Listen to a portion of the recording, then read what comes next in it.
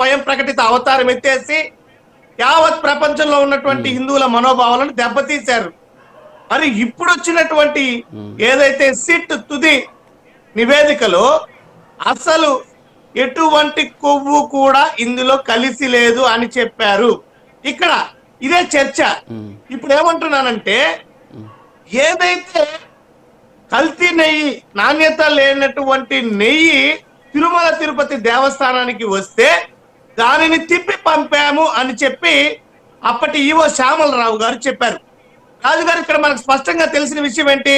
3 అంచెల పరీక్షా కేంద్రం పరీక్షలను దాటిన తరువాతనే తిరుమలకి నెయ్యి వెళుతుంది. ఇది ప్రక్రియ, అనాదిగా వస్తున్నటువంటి ప్రక్రియ. ఈ ప్రక్రియలో విఫలమైంది కాబట్టే ఆ నెయ్యి ట్యాంకర్లను తిరుమలకు పంపివ్వలేదు లడ్డూ తయారీకి అని ఈవో గారు చెప్పారు. సాక్షాత్తు మేము చెప్పింది కాదు, ఈవో గారు చెప్పారు. అయితే ఇప్పుడు సిట్టు ఆ యొక్క శాంపుళ్లను ఏదైతే ఆ 4 ట్యాంకర్లు ఉన్నాయో ఆ 4 ట్యాంకర్ల నుంచి తీసుకొచ్చినటువంటి శాంపుళ్లను ఐసిఏఆర్ నుంచి తీసుకొని దాన్ని పరీక్షిస్తే ఇందులో జంతు కొవ్వులు అసలు ఏమాత్రం కూడా లేవు అని ఆ నివేదిక తెలిపింది.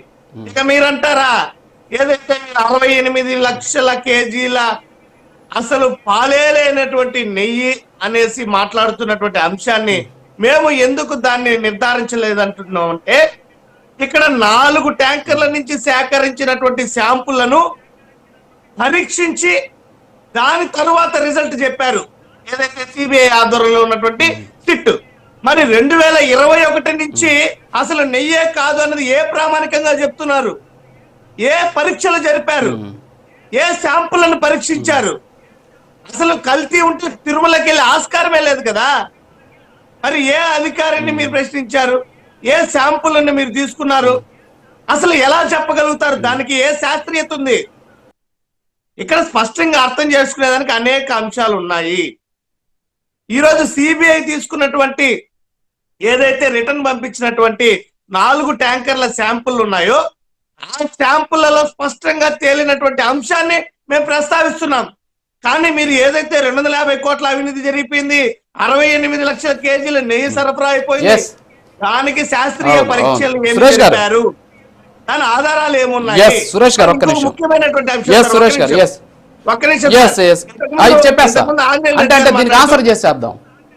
నిమిషం, ఒక పాయింట్. ఇంకోటి, ఆంజనేయ రెడ్డి గారు మారుతూ సిబిఐ ఏర్పాటు చేసిన సిట్టు అన్నారు. చంద్రబాబు నాయుడు గారు ఏర్పాటు చేసిన సిట్టు కాదు ఇది అన్నారు.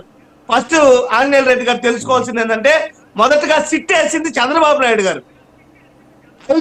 సర్వశ్రేష్ఠ త్రిపాఠి నేతృత్వంలో మీరు సిట్ అంటే సిట్టు, స్టాండ్ అంటే స్టాండ్ అనేటువంటి అధికారులతో సిట్టు వేస్తే సుప్రీంకోర్టు తప్పు పట్టింది. ఆ విషయం మీరు తెలుసుకోవాలా. సుప్రీంకోర్టు తప్పు స్వయం ప్రతిపత్తి నుంచి సంస్థ నుంచి సభ్యులను